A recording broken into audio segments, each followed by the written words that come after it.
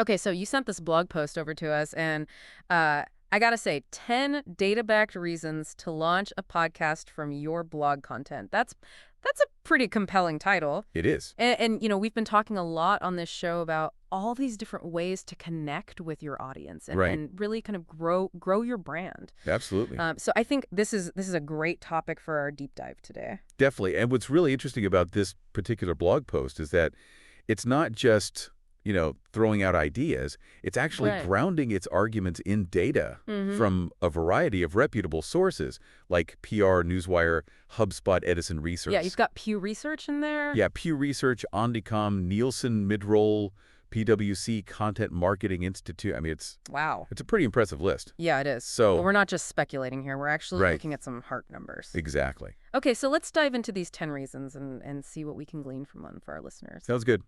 All right, so reason number 1 is about building trust and credibility. Okay. And the blog post kicks off with a pretty striking statistic from PR Newswire. Mm-hmm. It says that 81% of listeners perceive brands with podcasts as more credible. Wow. That's a huge number. It is. When you think about it. I mean, that's saying that just by having a podcast, Yeah. you're automatically boosting your credibility in the eyes of a significant portion of your audience. And you know what's really interesting about that statistic is that it points to something really fundamental about the nature of audio. Okay. When you hear someone's voice, when you listen to them speak, Mm-hmm. you connect with them on a different level than you do when you're just reading their words on a page. Just more personal. It's more personal. It's more intimate. Yeah. You pick up on nuances in their tone of voice, their inflection, Right. their passion, their personality, and that creates a sense of trust. Absolutely. It's really hard to replicate through text alone. The blog post even gives the example of Tim Ferriss. Yeah, He was already a successful author, but it was really his podcast, right. The Tim Ferriss Show, that kind of catapulted him into this whole other level of thought leadership and influence. I think that's a really good example because it shows how audio can amplify your existing expertise. Yeah. Tim Ferriss was already a great writer, but the podcast allowed him to connect with his audience in a much more direct and personal way. Right. And that deepened the trust and the connection that he had with his listeners. So for our listeners out there who are thinking about, launching a podcast from their blog content, Mm-hmm. what kind of deeper connections do you think they could build with their audience through audio? Well, I think the key here is to think about the topics that they're already writing about on their blog Okay. and ask themselves, how could audio enhance those topics? Mm-hmm. How could hearing their voice discussing those topics, Right. perhaps in a more conversational, relaxed style, Yeah. allow their audience to connect with them on a deeper level? Okay, so moving on to reason number 2. This is about driving website traffic and boosting SEO. Yeah, this is a big one.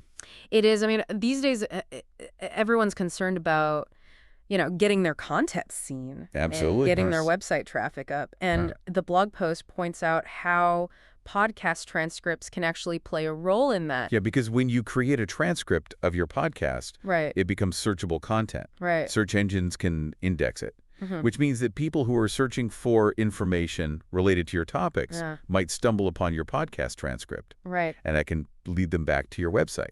And the blog post gives a specific example. They mention HubSpot's The Growth Show Yeah. and how they experienced a 25% increase in blog traffic after they started adding transcripts to their podcast episodes. That's significant. It's a quarter of their traffic. Yeah, and it shows the power of leveraging different content formats. Mm-hmm. You're creating this audio content. You're having these conversations, Yeah. but by creating a transcript, you're also creating a written piece of content that can live on your website. Right. That can be shared on social media. Uh-huh. It can be discovered by people who are searching for that information online. So it's like another entry point in your Exactly. world. Exactly. And then the blog post goes on to share another statistic that really caught my eye. Okay. It says that 73% of listeners visit a company's website after hearing them on a podcast. Wow. So if you think about your own podcast, that Yeah. means that the vast majority of people who are listening to your show are potentially going to be visiting your website. And I think what's really interesting about that statistic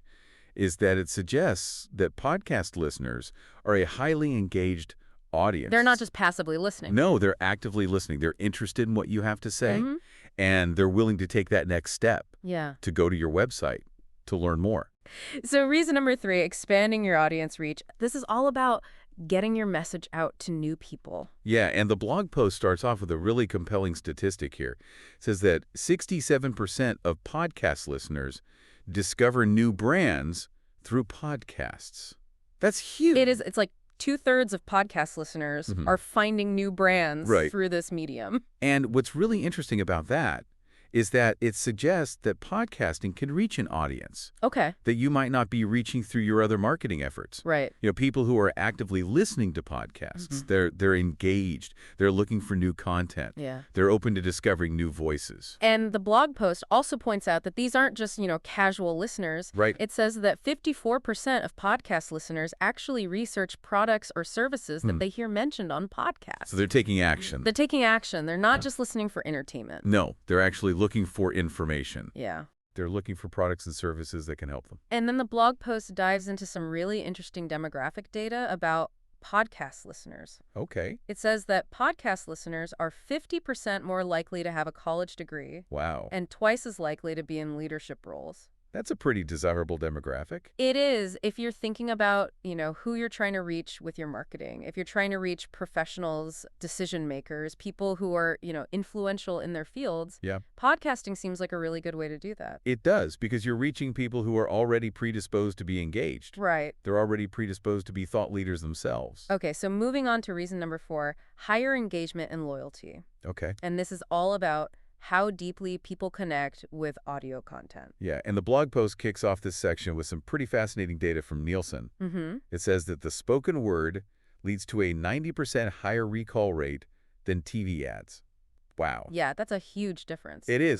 It's saying that people remember what they hear Yeah. much better than what they see. And I think that speaks to the power of audio to really capture our attention. Right. When we're listening to something, we're not just passively consuming it. Yeah. We're actively processing it. We have to. Yet we have to in order to make sense of it. And the blog post goes on to say that 80% of podcast listeners tune in weekly or even daily. That's a lot of engagement. It is. It's saying that people are making podcasts a regular part of their routine. They're not just listening once in a while. They're coming back again and again. And that consistency is what builds loyalty. Yeah. When you're showing up consistently for your audience, Mhm. you're building a relationship with them. You're becoming a part of their lives. Exactly. And then the blog post throws out this really heartwarming statistic. It says that 63% of listeners feel closer to brands after hearing their podcast. Aww. Isn't that nice? It is. It's like you're inviting people into your living room. Yeah. You're having a conversation with them. Mm-hmm.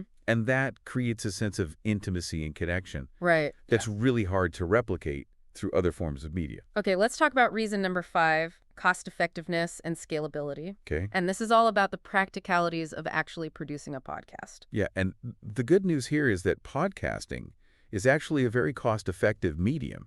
Compared to what? Well, compared to video, for example. Okay. The blog post suggests that podcast production can cost 50 to 70% less than video production. That's a big difference. It is.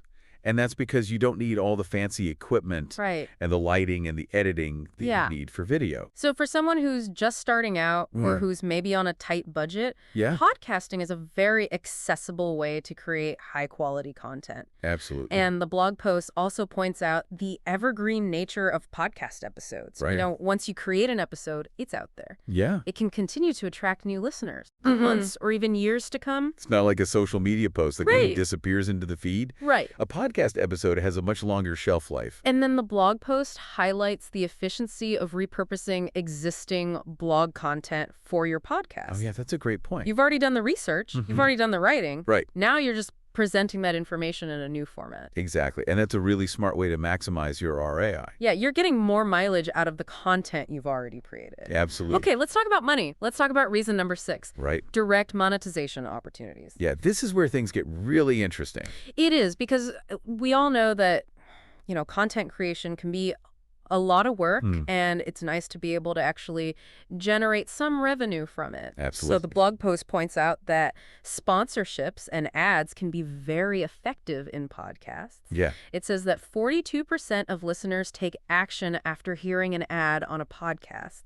That's a pretty high conversion rate. It is, and I think it speaks to the engaged nature of the podcast audience. Right. They're actively listening, they're paying attention. So when they hear an ad that's relevant to them, They're more likely to take action. and the blog post even shares a pretty impressive success story. Oh, yeah. It mentions the My Favorite Murder podcast Mm.